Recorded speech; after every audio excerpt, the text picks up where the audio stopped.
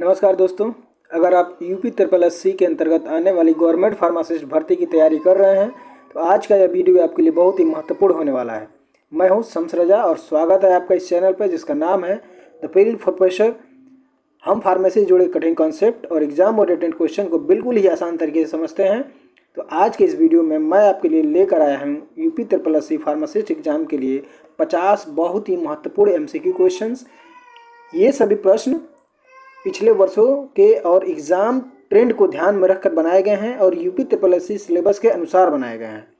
हर प्रश्न के साथ आपको जो है कि सही उत्तर और उसका शॉर्ट एक्सप्लेनेशन भी मिलेगा ताकि कॉन्सेप्ट भी आपका क्लियर हो और एग्ज़ाम में कोई गलती भी ना हो। तो अगर आप गवर्नमेंट फार्मासिस्ट बनने का सपना देख रहे हैं तो इस वीडियो को ज़रूर देखिएगा। और अगर आप फार्मेसी से जुड़े कॉन्सेप्ट MCQ एग्ज़ाम प्रिपरेशन करना चाहते हैं तो इस चैनल को सब्सक्राइब ज़रूर करें। तो चलिए शुरू करते हैं। आज का पहला क्वेश्चन ध्यान से पढ़िए और कोशिश कीजिए कि उत्तर जो है इसका आंसर पहले खुद सोचें फिर एक्सप्लेनेशन को ध्यान से सुनें। ठीक है, आज का पहला प्रश्न हमारा है which antidote is used in paracetamol poisoning. Paracetamol विषाक्तता यानी कि एंटीडोट में कौन पैरासिटामॉल की पॉइजनिंग में जो है कि कौन सा एंटीडोट दिया जाता है। फर्स्ट ऑप्शन हमारा नैलोक्सेन, सेकेंड ऑप्शन है N-एसिटाइलसिस्टीन, एट्रोपिन या विटामिन के। कौन सा ऑप्शन आपको सही लग रहा है इसमें? पैरासिटामॉल की पॉइजनिंग में कौन सा एंटीडोट है जो यूज किया जाता है? इसका जो करेक्ट आंसर हो जाएगा वो हो जाएगा N-एसिटाइलसिस्टीन, सेकेंड ऑप्शन। ठीक है, देखिए जो पैरासिटामॉल का जो ओवरडोज से जो है पैरासिटामॉल की जब ओवरडोज होता है तो लीवर में टॉक्सिक मेटाबोलाइट जो है का क्या बनता है और उसका निर्माण करता है, जैसे कि इसको हम क्या बोलते हैं N-एसिटाइल पैराबेंजोक्विनोन इमीन बनाता है। वो नॉर्मली जो ग्लूटाथियोन जो होता है वो इसको क्या करता है न्यूट्रलाइज करता है, लेकिन ओवरडोज में ग्लूटाथियोन खत्म हो जाता है। ठीक है ना, तो N-एसिटाइलसिस्टीन जिसका शॉर्ट में हम NAC भी बोलते हैं, N-एसिटाइलसिस्टीन को क्या बोलते हैं NAC, ये ग्लूटाथियोन का प्रिकर्सर होता है। ठीक है ना, और लीवर को क्या करता है प्रोटेक्ट करता है। ठीक है, तो इसलिए हमारा जो करेक्ट ऑप्शन हो जाएगा क्या हो जाएगा N-एसिटाइलसिस्टीन।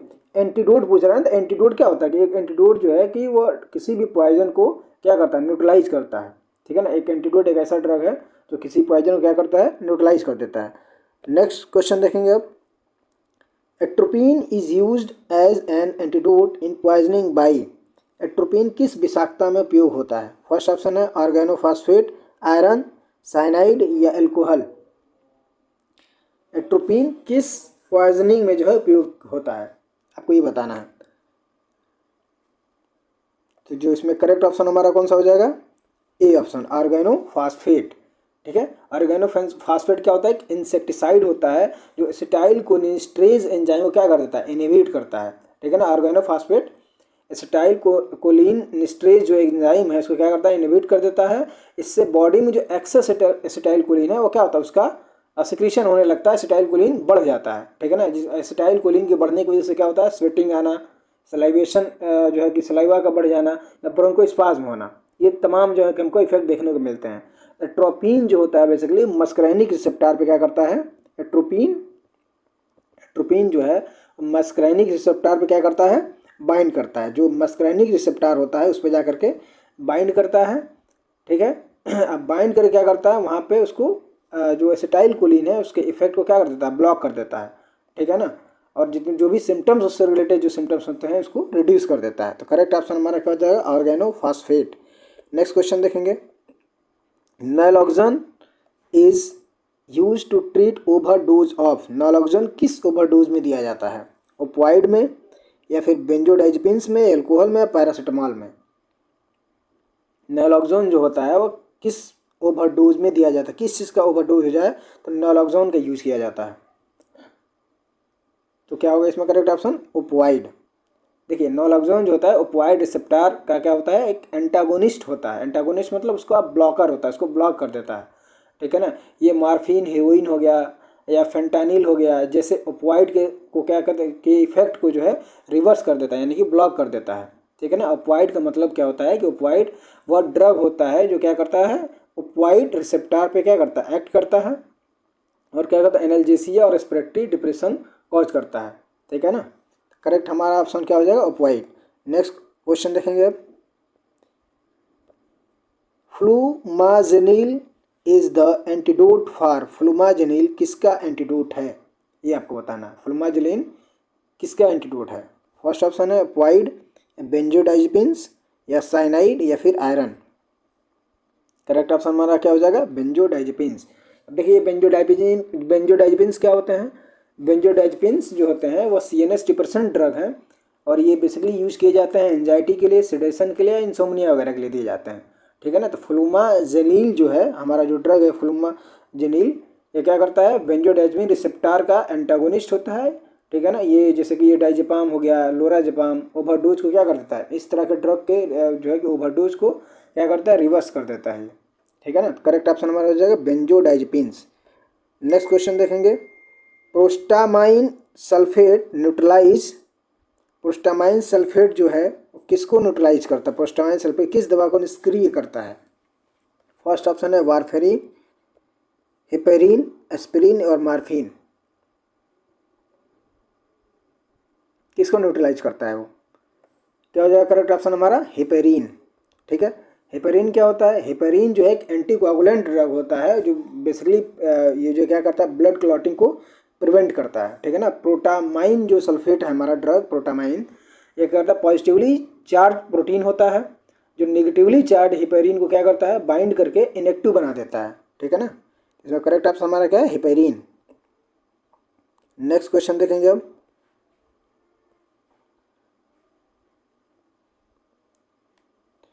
विच chelating agent use in lead poisoning, सीसा विषाक्तता में कौन सा चिलेटिंग एजेंट उपयोग होता है, ये आपको बताना है। EDTA, सोडियम क्लोराइड, या मैग्नीशियम सल्फेट, या कैल्शियम कार्बोनेट। चिलेशन, देखिए चिलेटिंग एजेंट पूछा ना। चिलेटिंग एजेंट यानी चिलेशन का मतलब क्या होता है? चिलेशन का मतलब होता है मेटल आयन को क्या करके बाइंड करके रिमूव करना, उसी को बोलते हैं चिलेट कॉम्प्लेक्स फॉर्मेशन बनाता है जो कि हमारा चिलेशन। ठीक है ना। तो इसमें जो हमारा चिलेटिंग एजेंट है और बेस्ट चिलेटिंग एजेंट माना जाता है इसको EDTA को। EDTA का पूरा नाम क्या होता है? Ethylene diamine tetra acetic acid. ठीक है ना। EDTA जो होता है कि हैवी मेटल है, जैसे कि लेड को क्या करता है? बाइंड करके कॉम्प्लेक्स बना लेता है और जो यूरिन से क्या करता है? इसको एक्सक्रीट हो जाता है ये। ठीक है ना। EDTA हमारा यहाँ पे क्या हो जाएगा? चिलेटिंग एजेंट की तरह से काम करता है। करेक्ट ऑप्शन हमारा क्या है? EDTA। नेक्स्ट क्वेश्चन देखेंगे। Desferrioxamine is use in the poisoning by, desferrioxamine किस विषाक्तता में उपयोग होता है, ये आपको बताना है। आयरन की पॉइजनिंग में, या कॉपर के, जिंक के, या फिर मरकरी के। तो जो ये डिफ्रॉक्सामाइन है आपका वो बेसिकली दिया जाता है किसमें? आयरन की पॉइजनिंग में दिया जाता है।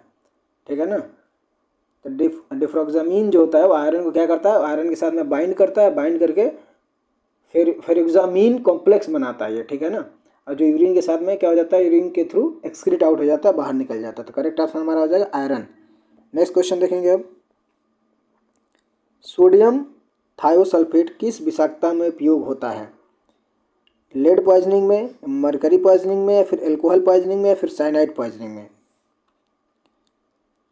क्या लग रहा है आपको कौन सा ऑप्शन हो सकता है इसमें? सोडियम थायोसल्फेट किस तरह की पॉइजनिंग में उपयोग होता है, ये आपको बताना है।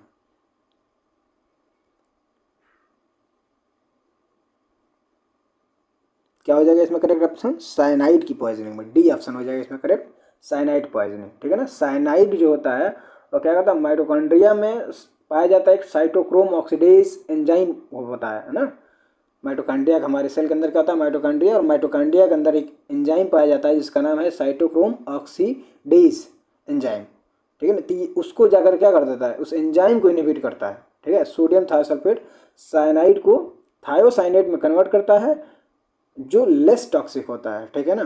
तो बेसिकली जो ये क्या करता है? साइटोक्रोम ऑक्सीडेज एंजाइम को इनहिबिट करके अपना एक्शन दिखाता है। करेक्ट ऑप्शन हमारा क्या हो जाएगा? Cyanide poisoning. नेक्स्ट क्वेश्चन देखेंगे। The major intracellular cation is, मुख्य रूप से अंतःकोशिकीय धनायन यानी कि कैटायन कौन सा है? सोडियम, पोटेशियम, कैल्शियम, या फिर magnesium. Intracellular, major intracellular cation पूछते हैं। मेजर इंट्रासेलुलर क्या होता है हमारा? पोटेशियम यानी कि K+। ठीक है। तो ये क्या होता है? सेल के अंदर पोटेशियम यानी कि K+ कंसंट्रेशन सबसे ज़्यादा होता है। ठीक है ना। और पोटेशियम हमारे कार्डियोवास्कुलर के लिए यानी हार्ट के लिए काफ़ी महत्वपूर्ण जो है कि ये आयन है, कैटायन है। ठीक है, नेक्स्ट क्वेश्चन देखेंगे।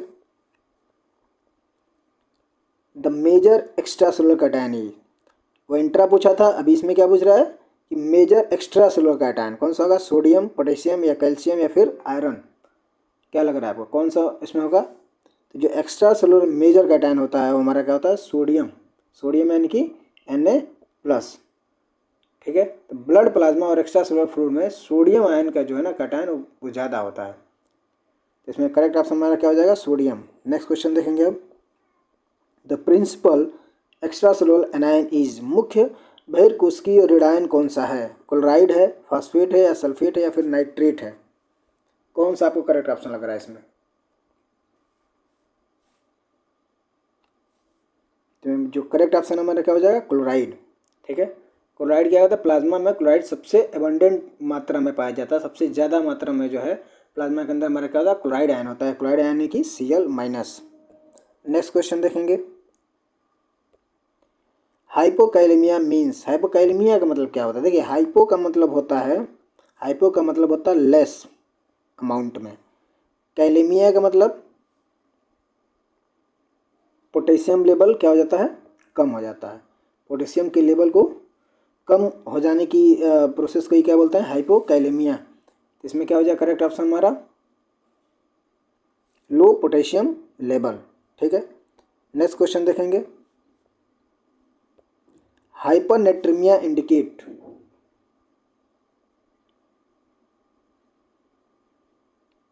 हाइपरनेट्रीमिया क्या हो जाएगा इसमें बताइए? हाइपरनेट्रीमिया, हाइपर का मतलब यहाँ पे क्या है, ज़्यादा। हाइपर का मतलब होता है लेस और हाइपर का मतलब हाई। ठीक है, तो हाइपरनेट्रीमिया, हाइपरनेट्रीमिया में क्या हो जाए, नेट्रीमिया मतलब sodium ion in blood, natraemia मतलब सोडियम आयन, और कहाँ पे, ब्लड के अंदर। ठीक है, ब्लड के अंदर क्या होता है, हाइपर मतलब ब्लड के अंदर अगर सोडियम आयन का लेवल ज़्यादा हो जा रहा है तो उसको क्या बोलेंगे, हाइपरनेट्रीमिया। करेक्ट ऑप्शन हमारा क्या हो जाएगा, increase sodium concentration in blood, यानी कि करेक्ट ऑप्शन हमारा हो जाएगा बी। नेक्स्ट क्वेश्चन देखेंगे। ORS सॉल्यूशन कंटेन्स, ORS में क्या मुख्य रूप से पाया जाता है? Sodium chloride, potassium chloride, glucose या ओनली सोडियम क्लोराइड या फिर ओनली ग्लूकोज या फिर ओनली पोटेशियम क्लोराइड? ये तो सबको पता है, ORS क्या होता है, ओरल हाइड्रेशन सोल्यूशन बोलते हैं इसको। ठीक है, ओरल हाइड्रेशन सॉल्ट सोल्यूशन। तो इसमें करेक्ट ऑप्शन हमारा क्या हो जाएगा, सोडियम क्लोराइड और पोटेशियम क्लोराइड, ग्लूकोज। ठीक है, तो इसमें ग्लूकोज आपका होता है KCl और NaCl पाया जाता है। ठीक है ना, ये बेसिकली एक इलेक्ट्रोलाइट होते हैं जो हमारे इलेक्ट्रोलाइट बैलेंस को क्या करते हैं, मेंटेन करते हैं। नेक्स्ट क्वेश्चन देखेंगे। Calcium gluconate is use to treat, calcium gluconate किसके इलाज में उपयोग होता है? हाइपरनेट्रीमिया में, हाइपोकैलेमिया में या हाइपोकैल्सीमिया में या हाइपरमैग्नीसीमिया में? क्या लग रहा है आपको कौन सा ऑप्शन इसमें करेक्ट होगा? तो जो कैल्शियम ग्लूकोनेट होता है वो बेसिकली दिया जाता है किसमें, हाइपोकैल्सीमिया में। ठीक है ना, जब कैल्शियम का लेवल क्या हो जाता है, डाउन हो जाता है, कम हो जाता है, तब हम देते हैं कैल्शियम ग्लूकोनेट। ठीक है ना, तो लो कैल्शियम लेवल को ट्रीट करने के लिए क्या दिया जाता है, कैल्शियम ग्लूकोनेट दिया जाता है। नेक्स्ट क्वेश्चन देखेंगे। Boric acid, boric acid act as, boric acid किस रूप में कार्य करता है? माइल्ड एंटीसेप्टिक, एंटीबायोटिक, एनाल्जेसिक या फिर एंटा एसिड्स? बोरिक एसिड का फार्मूला क्या होता है, H3BO3। ठीक है, तो ऑक्सीडाइजिंग एजेंट होता है ये। ठीक है ना, बोरिक एसिड क्या होता है, माइल्ड एंटीसेप्टिक होता है। बेसिकली जो बोरिक एसिड होता है क्या होता है, माइल्ड एंटीसेप्टिक होता है, जो बेसिकली यूज़ किया जाता है किसमें, आई वॉश में या फिर स्किन के ऊपर एज एंटीसेप्टिक के रूप में ये यूज़ किया जाता है। ठीक है ना, तो इसका करेक्ट ऑप्शन क्या हो जाएगा, माइल्ड एंटीसेप्टिक। नेक्स्ट क्वेश्चन देखेंगे। Hydrogen peroxide is used as, hydrogen peroxide किस रूप में उपयोग होता है? ऑक्सीडाइजिंग एजेंट, एंटासिड्स, एनाल्जेसिक्स या फिर एंटीफंगल? हाइड्रोजन परऑक्साइड H2O2 को क्या बोलते हैं, hydrogen peroxide open book like structure होता है इसका H2O2 का। तो क्या ऑप्शन हो जाएगा इसमें आपका correct option? Oxidising antiseptic. Correct option क्या हो जाएगा हमारा? Oxidising antiseptic. ऑक्सीजन रिलीज करता है, जो क्या करता है ये माइक्रोब्स को डिस्ट्रॉय करता है, ठीक है ना। तो ऑक्सीजन रिलीज होता है जिसकी वजह से क्या होता है, ये जो भी माइक्रोब्स वगैरह होते हैं वो क्या हो जाते हैं, वो ऑक्सीडाइज होकर के, मतलब ये ऑक्सीडाइजिंग एजेंट होता है, ठीक है ना। और जो भी माइक्रोब्स वगैरह होते हैं उनको ये डिस्ट्रॉय कर देता है। नेक्स्ट क्वेश्चन देखेंगे अब। पोटेशियम परमैंगनेट किस रूप में उपयोग होता है? एंटीबायोटिक के रूप में, एंटासिड, एंटीफंगल या फिर ऑक्सीडाइजिंग एंटीसेप्टिक्स। करेक्ट ऑप्शन हमारा क्या हो जाएगा इसमें? ऑक्सीडाइजिंग एंटीसेप्टिक, ठीक है। नेक्स्ट क्वेश्चन देखेंगे।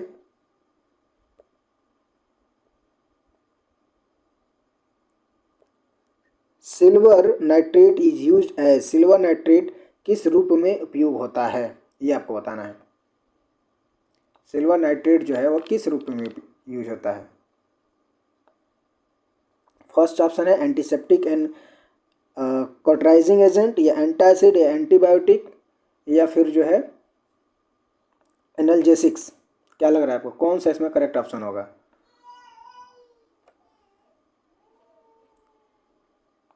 बताइए, फर्स्ट, सेकेंड, थर्ड या फिर फोर्थ, कौन सा इसमें आपको जो है करेक्ट ऑप्शन लग रहा है? क्या हो जाएगा इसमें? एंटीसेप्टिक या फिर जो है कटराइजिंग एजेंट, ठीक है ना। ये बेसिकली जो होता है सिल्वर नाइट्रेट, ये वाट वगैरह, वाट को रिमूव, जैसे मस्से वगैरह नहीं होते हैं उसको रिमूव करने में यूज होता है, या फिर जो उंड कहीं पे घाव लगाया तो वहाँ पे एज एंटीसेप्टिक के तौर पे भी इसका यूज कर लेते हैं हम, ठीक है ना। नेक्स्ट क्वेश्चन देखेंगे अब।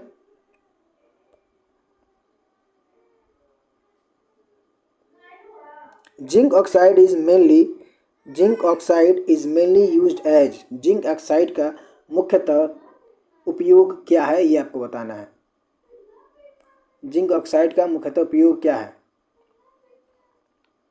जिंक ऑक्साइड ZnO, इसका करेक्ट यूज आपको बताना है कि क्या है। एंटीबायोटिक के रूप में, एंटासिड के रूप में, या फिर एंटीफंगल के रूप में, या फिर जो है स्किन प्रोटेक्टेंट के रूप में। तो बेसिकली जिंक ऑक्साइड का यूज क्या होता है? स्किन प्रोटेक्टेंट के रूप में यूज करते हैं। जैसे कि आपका डाइपर रैश क्रीम होता है, आ जाता है, कैलामाइन लोशन वगैरह आ जाता है, ठीक है ना, उसमें यूज किया जाता है जिंक ऑक्साइड वगैरह का। नेक्स्ट क्वेश्चन है हमारा। The most widely use radio isotopes for diagnostic imaging is. Diagnostic imaging में सबसे अधिक उपयोग होने वाला रेडियो आइसोटोप्स कौन सा है? टेक्नेटियम 99M, टेक्नीटियम 99M, या फिर आयोडीन 131, या फिर कार्बन 14, या फिर फास्फोरस 32। कौन सा इसमें आपको करेक्ट ऑप्शन लग रहा है? इसमें जो करेक्ट ऑप्शन हमारे क्या हो जाए? टेक्टेनियम 99M, ठीक है ना। इसके देखिए टेक्टेनियम 99M की जो है कि आंसर होने या फिर इसका यूज होने के पीछे का रीज़न क्या है कि ये इसका जो हाफ लाइफ होता है वो काफ़ी ज़्यादा शॉर्ट होता है, एंड गामा एमिशन इसमें बहुत बेहतरीन तरीके से देखने को मिलते हैं, ठीक है ना। तो इसमें जो करेक्ट ऑप्शन हमारे क्या हो जाए? टेक्टेनियम 99M। नेक्स्ट क्वेश्चन देखेंगे।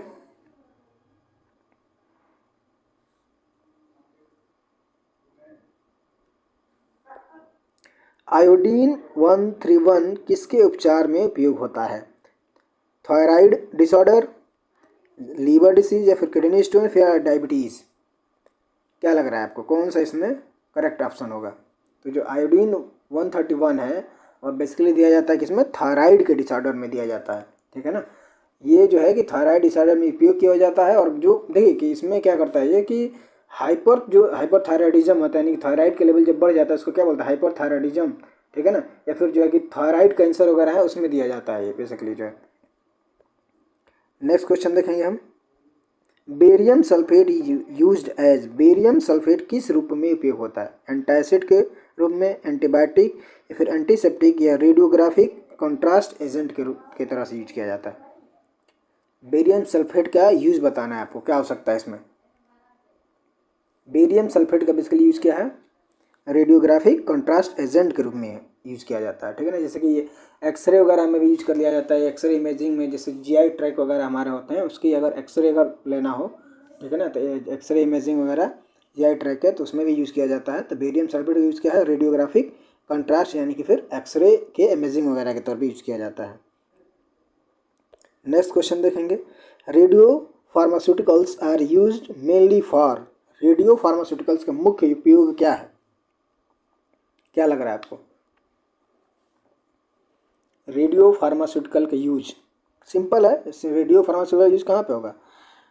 डायग्नोस्टिक इमेजिंग वगैरह में ही रेडियो फार्मास्यूटिकल का यूज होता है, ठीक है ना। जैसे कि स्कैनिंग वगैरह में, जैसे न्यूक्लियर स्कैन है, पीईटी का स्कैन वगैरह है, तो उसमें रेडियो फार्मास्यूटिकल मेन यूज है आपका। तो डायग्नोस्टिक इमेजिंग हो जाएगा इसमें, बाकी तीनों ऑप्शन तो होंगे नहीं, आप जान ही रहे हैं। नेक्स्ट क्वेश्चन देखेंगे, the test that major drug release from tablet is, tablet से दवा निकलने की दर मापने वाला परीक्षण कौन सा है? फर्स्ट ऑप्शन है dissolution test, hardness test, friability test, weight variation test. क्या लग रहा है आपको कौन सा होगा इसमें? बहुत सिंपल क्वेश्चन है यार, टैबलेट से दवा निकलने की दर को मापने के लिए परीक्षण कौन सा है? जैसे टैबलेट कितने टाइम में जो है क्या हो रहा है, डिजॉल्व हो रहा है, तो सिंपल सी बात है क्या हो जाएगा हमारा? फर्स्ट ऑप्शन हो जाएगा डिसोल्यूशन टेस्ट, ठीक है ना। तो डिसोल्यूशन टेस्ट में क्या है हमारा, जो डिसोल्यूशन टेस्ट है मेजरली क्या करता है कि वो जो ड्रग है हमारा वो कितना फास्ट जो है कि क्या हो रहा है, डिजॉल्व हो रहा है, ठीक है ना। और मतलब जो हमारे बॉडी का फ्लूइड है उसमें जा करके वो कितना तेज़ी से डिजॉल्व हो रहा है, उसके रेट को जो है या एक तरीके से उसको टाइम को जो है कि मेजर करने के लिए हम क्या करते हैं, जो टेस्ट यूज़ करते हैं वो क्या होता है, डिसोल्यूशन टेस्ट होता है। नेक्स्ट क्वेश्चन देखेंगे, tablet hardness test major, tablet की हार्डनेस कैसे चेक की जाती है? हार्डनेस टेस्ट आपको बताना है, टैबलेट कितना हार्ड है या सॉफ्ट है या जो भी चीज़ है। देखिए वो जितना ज़्यादा हार्ड होगा उतना तेज़ी से वो टूटेगा नहीं, ठीक है ना। जितना ज़्यादा वो हार्डनेस उसकी अगर कमज़ोर होगी तो बहुत जल्दी क्या हो जाएगा, डिजॉल्व हो जाएगा वो, ठीक है ना। तो टैबलेट की हार्डनेस टेस्ट को जो है मेजर करने के लिए कौन सा टेस्ट है? ड्रग कंटेंट टेस्ट है या टेबल कलर है, टैबलेट कलर है या टैबलेट टेस्ट है या क्रशिंग स्ट्रेंथ है? सिंपल सी बात है, क्या हो जाएगा हमारा correct option D option, crushing strength. Next question देखेंगे, फ्रेबिलिटी टेस्ट चेक, फ्रेबिलिटी टेस्ट किस लिए की जाती है? क्या बताता है जो है फ्रेबिलिटी टेस्ट हमारा? जो फ्रेबिलिटी टेस्ट है वो क्या बताता है हमारा, रेजिस्टेंस बताता है, ठीक है ना। इसमें एक और ऑप्शन हमारा दिया हुआ है नीचे होगा, resistance of tablet to abrasion test, ठीक है ना। तो इसमें क्या हो जाएगा हमारा करेक्ट ऑप्शन,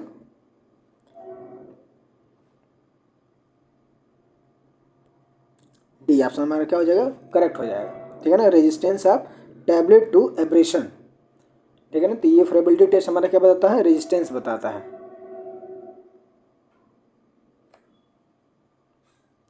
देखिए जो भी टैबलेट होती है, टैबलेट हैंडलिंग में वह जो है कि टूटेगी या फिर जो है कि क्रम्बल करेगी या नहीं करेगी, उसका चेक जो है हम फ्रेबिलिटी से कर सकते हैं, ठीक है ना। नेक्स्ट क्वेश्चन देखेंगे अब, disintegration test determine, disintegration test क्या निर्धारित करता है, ये आपको बताना है। फर्स्ट ऑप्शन है time for tablet to break into particle या ड्रग कंसंट्रेशन या फिर टैबलेट हार्डनेस या फिर टैबलेट वेट। क्या लग रहा है आपको कौन सा इसमें करेक्ट ऑप्शन है? तो डिसइंटीग्रेशन जो टेस्ट है बेसिकली क्या होता है, time for tablet to break into particle, कितना टाइम ले रहा है किसी भी एक टैबलेट को ब्रेक होने में सिंपल पार्टिकल्स में, ठीक है ना। टैबलेट स्टमक में कितने टाइम में वो टूटेगा, इसको बताता है हमारा डिसइंटीग्रेशन टेस्ट। क्लियर है। नेक्स्ट क्वेश्चन देखेंगे, uniformity of weight test is applied to, uniformity test किस पर लागू होता है ये आपको बताना है। फर्स्ट ऑप्शन है सिरप या टैबलेट कैप्सूल, इंजेक्शन या फिर ऑइंटमेंट। क्या होगा इसमें, जो यूनिफॉर्मिटी वेट टेस्ट है वो बेसिकली अप्लाई होता है किस पे, टैबलेट और कैप्सूल के ऊपर, ठीक है ना। ये इंश्योर करता है कि वो कितना इक्वल डोज में है या नहीं है, ठीक है ना। नेक्स्ट क्वेश्चन देखेंगे, मोलिस टेस्ट डिटेक्ट बाई, बहुत ही शानदार क्वेश्चन है ये, मोलिस टेस्ट किसकी पहचान करता है ये आपको बताना है। तो मोलिस टेस्ट कहाँ पे यूज़ किया जाता है, कार्बोहाइड्रेट की टेस्टिंग में यूज़ की जाती है, ठीक है ना। ये बेसिकली क्या करता है, आपका पर्पल रिंग कलर का एक फॉर्मेशन करता है। दो लिक्विड के बीच में क्या होता है, एक जंक्शन बनता है, वो जंक्शन का कलर क्या होता है, पर्पल रिंग टाइप का एक फॉर्मेशन होता है, ठीक है ना। तो मोलिस टेस्ट जो है कि हम डिटेक्ट करते हैं इसमें कार्बोहाइड्रेट के टेस्टिंग में। नेक्स्ट देखेंगे, देखिए अगर अभी तक आप सभी ने क्वेश्चन सही किए हैं तो कमेंट में ज़रूर लिखिए फार्मासिस्ट 2026, ठीक है ना। अगर यह वीडियो आपकी तैयारी में मदद कर रहा है तो इसे अपने फार्मेसिस्ट दोस्तों के साथ ज़रूर शेयर करें ताकि उनकी भी प्रिपरेशन और भी स्ट्रांग हो, ठीक है। नेक्स्ट क्वेश्चन क्या दे रहा है हमारा कि Dragendorff reagent is use to detect, Dragendorff reagent यानी कि अभिकर्मक किसकी पहचान करता है, एल्कोलाइड की, टैनिन की, या कार्बोहाइड्रेट की, या फिर ग्लाइकोसाइड्स की। तो क्या हो जाएगा, ड्रैगन ड्रॉप टेस्ट जो है बेसिकली यूज़ किया जाता है किसमें, एल्कोलाइड वगैरह के लिए यूज़ किया जाता है, ठीक है ना। और ये जब ये टेस्ट करते हैं तो जो हमारा ऑब्जर्वेशन होता है यानी कि वो कैसा दिखाई देता है, वो ऑरेंज कलर का प्रेसिपिटेट बनाता है वो, ठीक है ना। नेक्स्ट देखेंगे, ferric chloride test detect, ferric chloride test किसकी पहचान करता है, प्रोटीन की, या फिर एल्कोलाइड की, या फिर स्टेरॉइड की, या फिर फिनॉल एंड टैनिन की। बहुत ही शानदार क्वेश्चन है ये। फेरिक क्लोराइड आपको बताना है और किस में यूज़ किया जाता है, बेसिकली फिनॉल और टैनिन की टेस्टिंग में यूज़ किया जाता है, ठीक है ना। देखिए फेरिक क्लोराइड टेस्ट की जब टेस्टिंग करते हैं तो जो ऑब्जर्वेशन आता है हमारा वो क्या आता है, वो ब्लू और ग्रीन कलर का अपीयर होता है, किसमें, ब्लू और ग्रीन, ग्रीन कलर का जो हमको दिखाई देता है ऑब्जर्वेशन, ठीक है।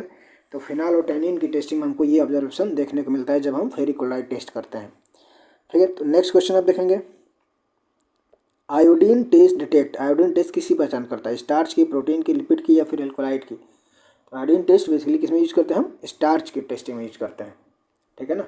क्या बनाता है ये, ब्लू और ब्लैक कलर, हमको ब्लू ब्लैक कलरेशन हमको दिखाई देता है ये, ठीक है ना, आयोडीन की टेस्टिंग में। नेक्स्ट क्वेश्चन देखेंगे अब, biuret test is detect, biuret test किसकी पहचान करता है। ये तो बहुत ही सिंपल क्वेश्चन है, ब्यूरेट टेस्ट बताइए, कई बार आप लोगों ने पढ़ा होगा डी फार्मा के दौरान। तो ब्यूरेट टेस्ट किस में यूज़ करते हैं, प्रोटीन की टेस्टिंग में, ठीक है ना। जब ब्यूरेट टेस्ट हम करते हैं प्रोटीन के लिए तो क्या कलर देता है, वायलेट कलर देता है, कौन सा कलर, वायलेट कलर का फॉर्मेशन करता है ये, ठीक है।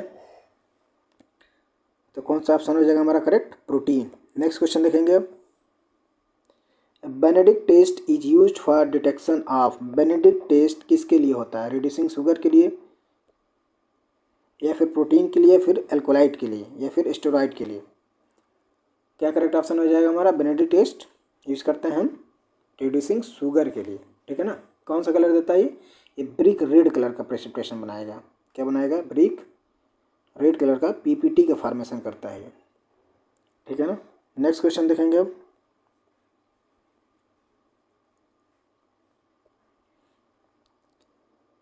केलर किलियानी टेस्ट किसकी पहचान करता है, यानी Keller किलियानी test use for the detection of alkaloid, tannin, steroid, या फिर कार्डियक ग्लाइकोसाइड। केलर किलियानी टेस्ट किसकी पहचान करता है ये आपको बताना है। केलर किलियानी टेस्ट यूज़ किया जाता है कहाँ पे, कार्डियक ग्लाइकोसाइड के लिए यूज़ किया जाता है, ठीक है ना। ये जो भी हमारे डिजिटलिस ग्लाइकोसाइड होते हैं वहाँ पे यूज़ किया जाता है केलर किलियानी टेस्ट। नेक्स्ट क्वेश्चन देखेंगे अब,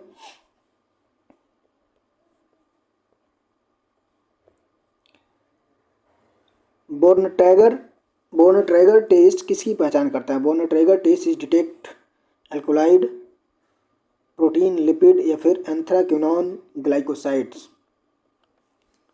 तो बोर्नट्रैगर टेस्ट है वो बेसिकली यूज़ किया जाता है किसके लिए, एंथ्राक्विनोन ग्लाइकोसाइड के लिए। करेक्ट ऑप्शन हमारे क्या हो जाएगा, डी।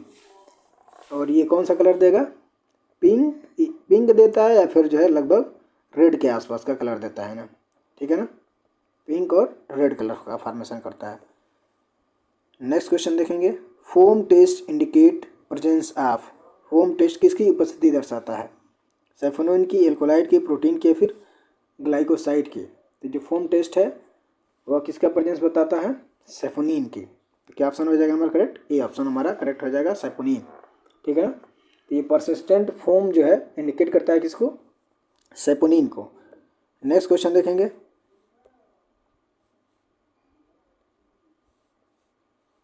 सॉरी लीबरमैन बुचार्ड टेस्ट किसकी पहचान करता है? कार्बोहाइड्रेट की, प्रोटीन की, स्टेरॉइड की या फिर टैनिन की? तो आपको बताना है लीबरमैन टेस्ट जो है वो किसकी पहचान करता है, क्या डिटेक्ट करता है लीबरमैन? तो लीबरमैन बुचार्ड टेस्ट जो है वो बेसिकली किसके लिए किया जाता है? स्टेरॉइड वगैरह के लिए। तो करेक्ट हमारा ऑप्शन क्या हो जाएगा स्टेरॉइड, ठीक है ना। और ये क्या कलर देता है? ग्रीन कलर का कलरेशन देता है, ग्रीन कलर बनाता है ये, ठीक है ना। नेक्स्ट क्वेश्चन देखेंगे अब। सिनोडा test use for the detection of, जो सिनोडा टेस्ट होता है वो किसकी पहचान करता है? फ्लेवोनाइड का, एल्कोलाइड का, प्रोटीन का या फिर लिपिड का? जो सिनोडा टेस्ट है वह क्या करता है? फ्लेवोनाइड की जो है टेस्टिंग में यूज किया जाता है। फ्लेवोनाइड को डिटेक्ट करना हो तो हम क्या यूज करते हैं? सिनोडा टेस्ट। और ये क्या बनाता है? रेड और पिंक कलर का, रेड या फिर जो है पिंक कलर जो है कि अपीयर होता है, हमको दिखाई देता है इसमें, ठीक है। नेक्स्ट क्वेश्चन देखेंगे। विच फार्माकोग्नोस्टिक टेस्ट डिटेक्ट प्रोटीन्स, प्रोटीन की पहचान करने के कौन सा टेस्ट उपयोग किया जाता है? Biuret test, Molisch test, foam test, सिनोडा टेस्ट? ये तो बहुत ही सिंपल है। प्रोटीन डिटेक्शन के लिए करेक्ट ऑप्शन हमारा क्या हो जाएगा? ब्यूरेट टेस्ट, ठीक है। नेक्स्ट क्वेश्चन देखेंगे। Which test detect reducing agent, reducing sugar के लिए कौन सा टेस्ट किया जाता है? मोलिस टेस्ट, बेनेडिक्ट टेस्ट या फिर ब्यूरेट टेस्ट या फिर फोम टेस्ट? तो रिड्यूसिंग शुगर के लिए क्या है? बेनेडिक्ट टेस्ट है। याद करते हुए चलिएगा, ये बहुत इंपॉर्टेंट क्वेश्चन है और कई बार जो है एग्जाम में पूछा है, और टेस्ट से हर एग्जाम में 2, 4, 5 क्वेश्चन जरूर पूछे जाते हैं, ठीक है। नेक्स्ट क्वेश्चन आप देखेंगे। Which radio pharmaceuticals is commonly use in bone scanning, हड्डी स्कैन में कौन सा रेडियो फार्मास्यूटिकल उपयोग होता है? टेक्टेनियम 99M या कार्बन 14 या आयोडीन 125 या phosphorus 32? Bone scanning radio isotopes के एक तरीके से स्कैनिंग में जो टेस्ट यूज़ किया जाता है वह क्या है? टेक्टेनियम 99M, ठीक है। नेक्स्ट क्वेश्चन देखेंगे। Which electrolyte is required for blood clotting, बहुत ही शानदार क्वेश्चन है ये, कई बार ये भी एग्जाम में पूछता है। रक्त जमने के लिए कौन सा इलेक्ट्रोलाइट आवश्यक है? कैल्शियम, सोडियम, पोटेशियम या फिर आयरन? ये आपको बताना है। तो ब्लड क्लॉटिंग के लिए जो इसेंशियल इलेक्ट्रोलाइट है वो कौन सा होगा? वो होता है हमारा कैल्शियम, ठीक है ना। कैल्शियम क्या करता है? क्लॉटिंग कैस्केड में अपनी इसेंशियल फैक्टर होता है जो क्या करता है? ब्लड को क्लॉट कर देता है। नेक्स्ट क्वेश्चन देखेंगे। Which inorganic compound act as antacid and calcium supplement, कौन सा अकार्बनिक यौगिक एंटा एसिड और कैल्शियम सप्लीमेंट दोनों है? ये आपको बताना है। सोडियम क्लोराइड या फिर जिंक ऑक्साइड या फिर मैग्नीशियम सल्फेट या फिर कैल्शियम कार्बोनेट? तो कौन सा करेक्ट ऑप्शन हो जाएगा इसमें हमारा? कैल्शियम कार्बोनेट, डी ऑप्शन हमारा हो जाएगा करेक्ट, ठीक है ना। तो ये एंटा एसिड टैबलेट के तौर से भी यूज करते हैं, ठीक है, और जो है कि कैल्शियम सप्लीमेंट के तौर पे भी इसका हम यूज करते हैं। नेक्स्ट क्वेश्चन देखेंगे।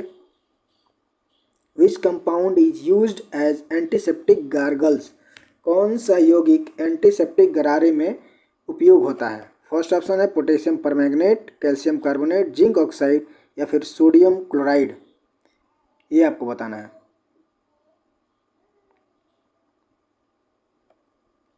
क्या होगा इसमें? करेक्ट ऑप्शन क्या लग रहा है आपको? तो जो करेक्ट ऑप्शन है इसमें हमारा है पोटेशियम परमैंगनेट। फार्मूला होता है KMnO4, ठीक है ना। पोटेशियम परमैंगनेट क्या होता है? ये डाइल्यूट सोल्यूशन बनाता है और माउथ वॉश में इसको बेसिकली क्या करते हैं? यूज करते हैं, ठीक है ना। करेक्ट ऑप्शन हमारा है पोटेशियम परमैंगनेट। नेक्स्ट क्वेश्चन देखेंगे अब। Which electrolyte imbalance lead to hypertension, किस इलेक्ट्रोलाइट की असंतुलन से उच्च रक्तचाप हो सकता है, यानी कि बीपी बढ़ सकती है? किस इलेक्ट्रोलाइट की कमी की वजह से? बताइए। 47 में क्या हमारा? Access sodium.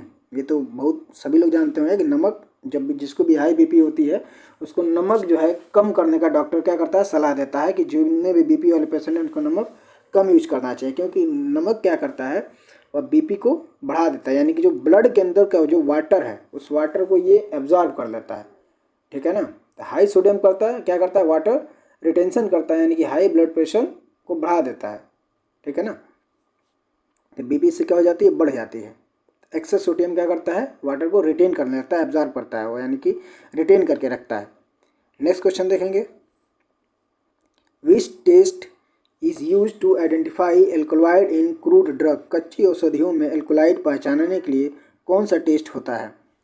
फर्स्ट ऑप्शन है Dragendorff test, Molisch test, या फिर जो है बेनेडिक्ट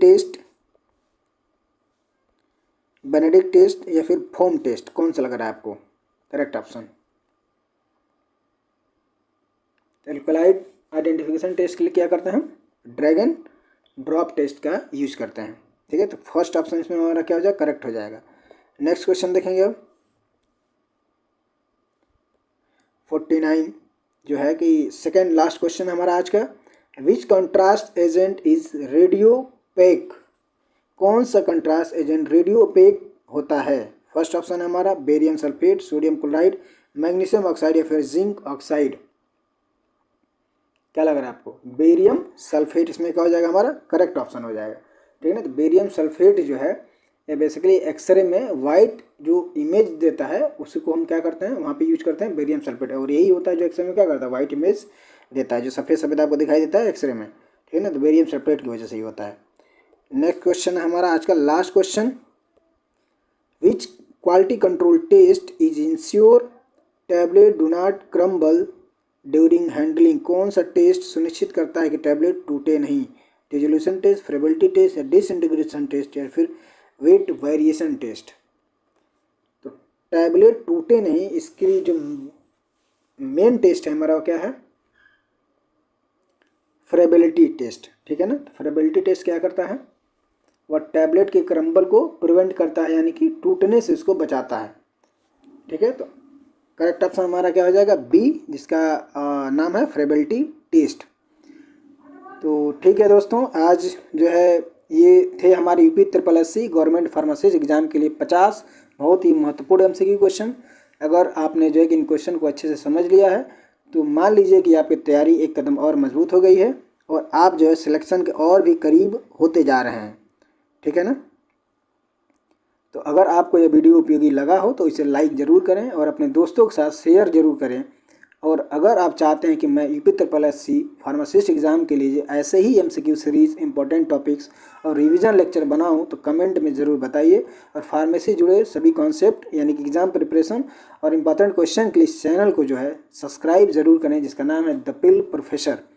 तो मिलते हैं अगले वीडियो में एक नए टॉपिक के साथ में, एक नए क्वेश्चन के साथ में। अगले टॉपिक को कवर करेंगे जो भी यूपी SSC के अंतर्गत जो सिलेबस दिया गया है उसी सिलेबस के अनुसार हम चल रहे हैं। अगला जो टॉपिक है उस पर हम 50 और महत्वपूर्ण क्वेश्चन को लेकर के आएंगे।